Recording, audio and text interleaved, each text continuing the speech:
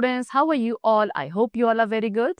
Today, let's start the new chapter of class 6 science, that is chapter number 13 about fun with magnets. Okay, let's begin with it. First of all, the introduction.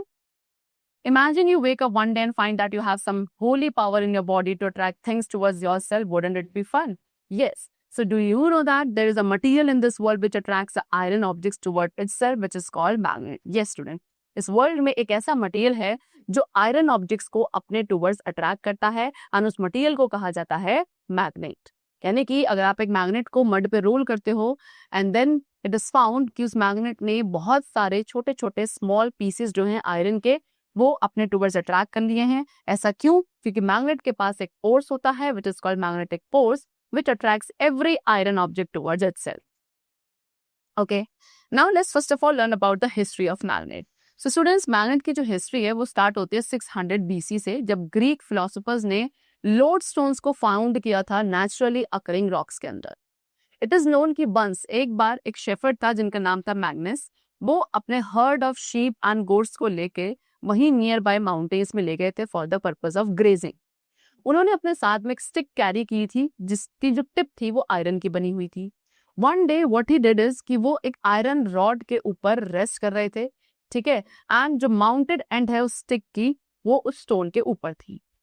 As soon जैसे उसने उस stick को touch किया तो वो stone जो था उसके ऊपर क्लंग हो गया।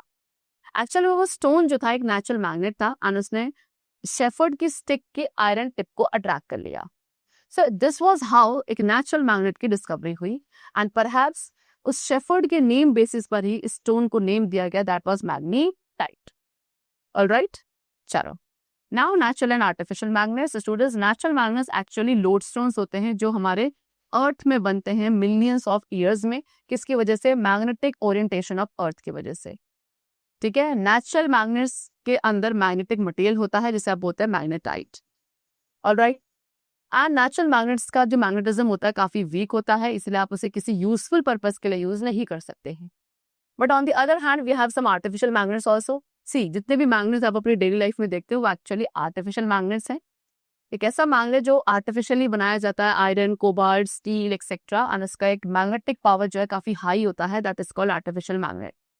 एलनिको क्या है? एलॉय है एल्यूमिनियम, निकल एंड कोबाल्ट का, एंड इसे कॉमनली यूज किया जाता है आर्टिफिशियल मैग्नेट्स बनाने के लिए।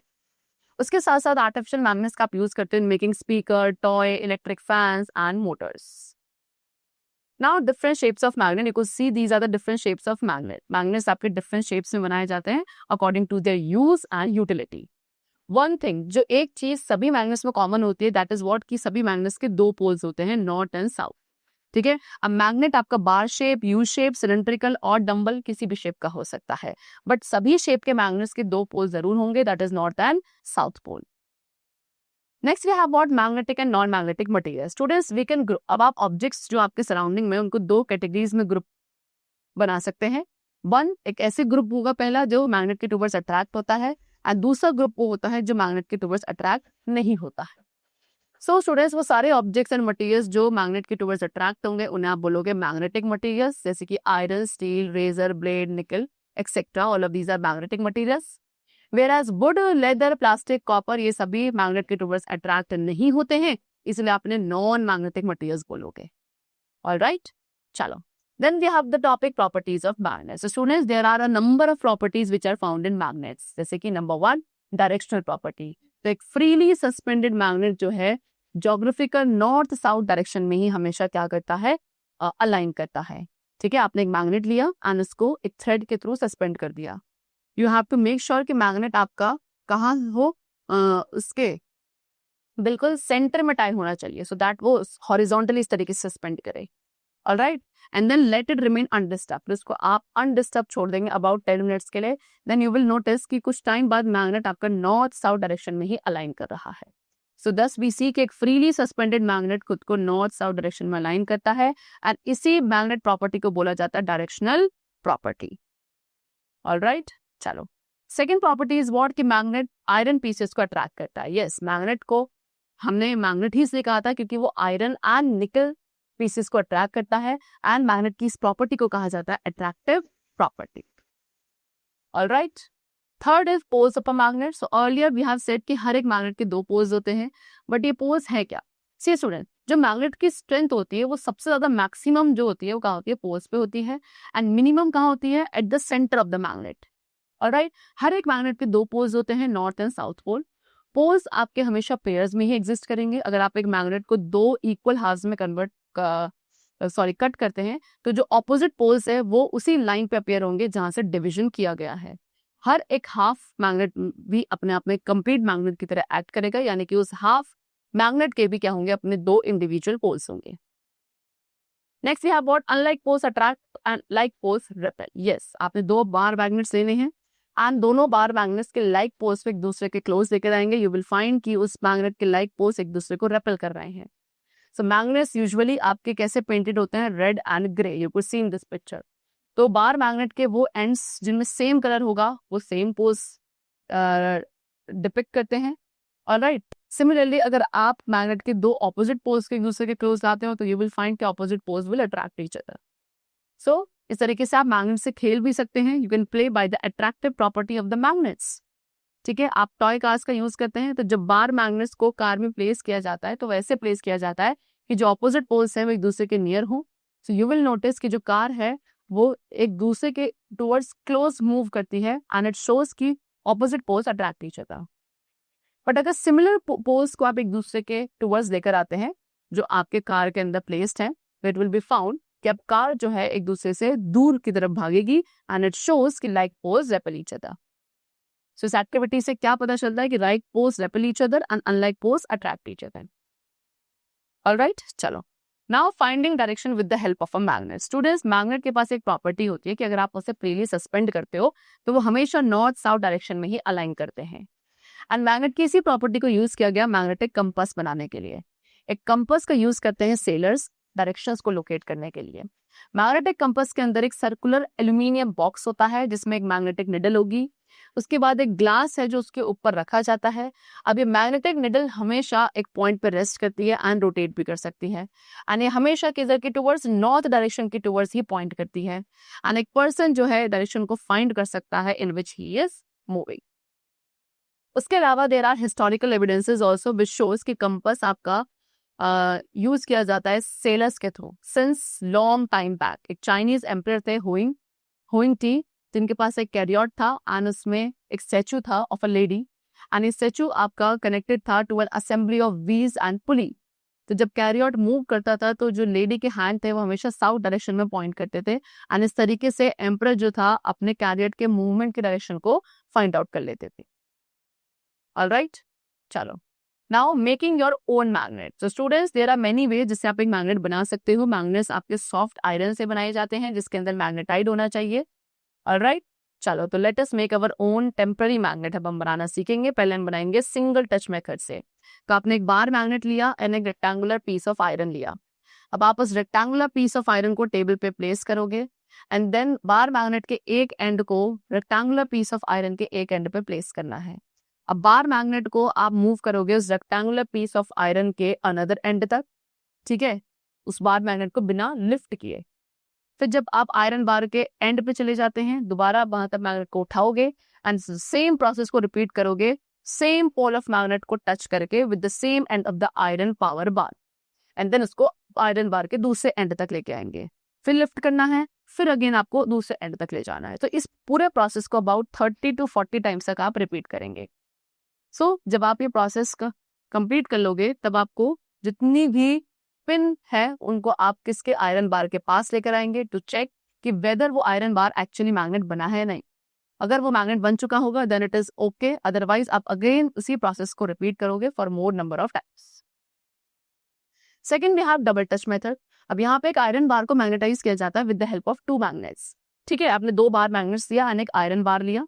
आयरन बार को हॉरिजॉन्टली टेबल पे रखा जाएगा एंड देन जो बार मैग्नेट्स के ऑपोजिट पोल्स है उन्हें आप इंक्लाइन करोगे towards the centre of the iron bar.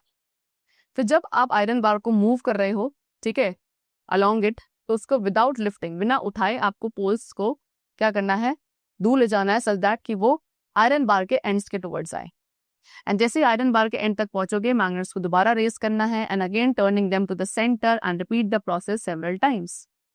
After that आप आयरन बार के एंड्स की पोलैरिटी को टेस्ट करोगे। यू विल फाइंड कि आयरन बार का जो एंड है, ठीक है, जिसपे नॉर्थ पोल मैग्नेट का टच कर रहा है वो आपका आयरन बार का साउथ पोल बन चुका है and south pole north pole बन चुका है. Now making your own magnetic compass. So students, we have just made a magnet and now we'll make a magnetic compass. तो इसी प्रोसेस का यूज करके आप सारे पिन या एक निडल को मैग्नेटाइज कर सकते हैं with the help of a magnet. आपने कॉर्क लेना है एंड निडल को कॉर्क में इंसर्ट करना है. ठीक है, उसके बाद एक ब्रॉड प्लेट लेंगे, उसके अंदर कुछ वाटर लेना है एंड उस कॉर्क को वाटर पे फ्लोट करना है. टेक केयर कि जो निडल है या जितनी भी पिन है वो वाटर को टच ना करे. Now you have to note the direction with the needle point and then cork को रोटेट करेंगे एंड उस डायरेक्शन को नोट करेंगे जिसमें निडल पॉइंट कर रही है. क्या आपकी निडल एक ही डायरेक्शन में पॉइंट कर रही है? सो यू विल नोटिस कि निडल का एक एंड हमेशा नॉर्थ डायरेक्शन में पॉइंट करता है एंड निडल का वो एंड जो नॉर्थ डायरेक्शन में पॉइंट कर रहा है that is the north pole of the needle and जो अदर है that is the south pole of the needle. And इस तरीके से आपका magnetic compass is now ready. Next we have electromagnet. Electromagnet भी एक फॉर्म ऑफ आर्टिफिशियल मैग्नेट है, लेकिन ये एक टेम्पररी मैग्नेट होता है एंड तभी तक मैग्नेटाइज रहेगा जब तक इसके थ्रू इलेक्ट्रिसिटी फ्लो कर रही है. बट जैसे इलेक्ट्रिसिटी स्विच ऑफ होगी ये मैग्नेट अपना मैग्नेटिज्म लूज कर देगा. काफी यूजफुल है, ठीक है, एंड इसको आप यूज करते हो इलेक्ट्रिक सेल्स बनाने के लिए, इलेक्ट्रिक बेल बनाने के लिए. एक्चुअल में इलेक्ट्रिक बेल में जिसमें गोंग एंड स्ट्राइकर होता है वहां पे गोंग मैग्नेटाइज हो जाती है and time to time demagnetize भी होती है जिसकी इलेक्ट्रिक करंट का मैग्नीट्यूड चेंज होता है. जब गोंग मैग्नेटाइज होगी स्ट्राइकर स्ट्राइक करेगा एंड साउंड प्रोड्यूस होगी. इलेक्ट्रोमैग्नेट की हेल्प से पावरफुल मैग्नेट्स बनाए जाते हैं जो कि हैवी लिफ्ट जो है कार्गो का वो उठा सकते हैं at the shipyard and loading and unloading करी जा सकती है गुड्स की on and of the ship with the help of electromagnets only. Now magnetic field and magnetic force. Student the region, वो रीजन या एरिया जहाँ पे एक मैग्नेटिक इन्फ्लुएंस जो है मैग्नेट का वो फील किया जा सकता है उस एरिया को मैग्नेटिक फील्ड कहोगे. एंड कोई भी मैग्नेटिक चीज जब एक मैग्नेटिक फील्ड के रेंज के अंदर रखी जाती है तो वो मैग्नेट के टुवर्ड्स अट्रैक्ट होगी. एंड द फोर्स, जिस फोर्स एक मैग्नेट किसी भी मैग्नेटिक मटेरियल को अपने टुवर्ड्स अट्रैक्ट करता है उसे बोलते हैं मैग्नेटिक फोर्स. नाउ प्रिकॉशंस, क्या क्या प्रिकॉशंस हमें लेने हैं मैग्नेट्स को हैंडल करने में. So we have to take care while handling magnets. ठीक है, we should take the following precautions. Number 1, do not heat magnets. ठीक है, आपको magnets को heat नहीं करना है because heating पर वो अपना magnetism lose कर देते हैं. Secondly, आपको magnets को hammer और drop नहीं करना है. magnets को कभी भी hammer से beat नहीं करेंगे या ground पे गिराना नहीं है, drop नहीं करना है because उससे उनकी जो magnetism है वो lose हो जाती है. Then magnet should be stored properly. Yes, जब आप मैग्नेट्स को स्टोर करते हो तो हमेशा मैग्नेट्स के ऑपोजिट पेयर को सेम साइड पे रखेंगे. ठीक है, एंड एक ब्लॉक ऑफ वुड जो है बार मैग्नेट्स के बीच में रखना चाहिए. उसके अलावा 2 सॉफ्ट आयरन पीसेस भी आप पोल्स की दोनों साइड्स पर प्लेस करेंगे. Last is keep magnets away from computer, cassettes and units. तो मैग्नेट्स को हमेशा कैसेट, सेल एंड कंप्यूटर से हमें दूर रखना चाहिए बिकॉज इनके अंदर भी मैग्नेट्स होता है एंड जो डेटा एंड जो फंक्शन है वो डिपेंडेंट होते हैं मैग्नेट्स पे उनके. ठीक है, तो उससे क्या हो सकता है किसी एक्सटर्नल मैग्नेट से उनके अंदर जो डेटा है वो उसके मैग्नेटिक फील्ड को अफेक्ट कर सकता है. Alright, that's the chapter completed over here and I hope you must have understood about many facts regarding magnets. Now we will meet in the next session very soon. Till then, take care of yourself and thanks to all.